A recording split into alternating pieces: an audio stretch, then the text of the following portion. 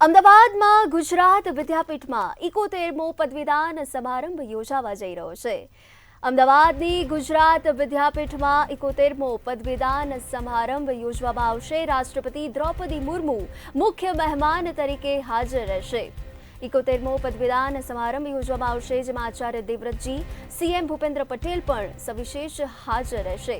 ઇતિહાસમાં પ્રથમવાર સીએમ પદવીદાનમાં હાજરી આપવા જઈ રહ્યા છે। 71મો પદવીદાન સમારંભ યોજાવા જઈ રહ્યો છે, જેમાં 9 જેટલા વિદ્યાર્થીઓને ચંદ્રક એનાયત કરવામાં આવશે। આ તમામ તેજસ્વી વિદ્યાર્થીઓને ચંદ્રક એનાયત કરવામાં આવશે। અમદાવાદની સુપ્રસિદ્ધ ગુજરાત વિદ્યાપીઠમાં 71મો પદવીદાન સમારંભ યોજાશે। અને ગુજરાત વિદ્યાપીઠના કુલાધિપતિ શ્રી આચાર્ય દેવવ્રતજી અને મુખ્યમંત્રી શ્રી ભૂપેન્દ્રભાઈ પટેલ ગુજરાત વિદ્યાપીઠના 71મા પદવીદાન સમારોહમાં સાંજે 5 વાગે ઉપસ્થિત રહેવાના છે।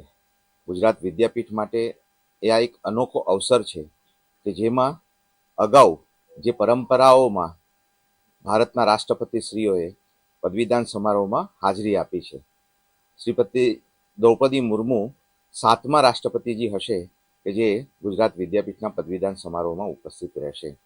અગાઉ પ્રણવ મુખર્જી 2015માં ગુજરાત વિદ્યાપીઠના પદવીદાન સમારોહમાં ઉપસ્થિત રહ્યા હતા।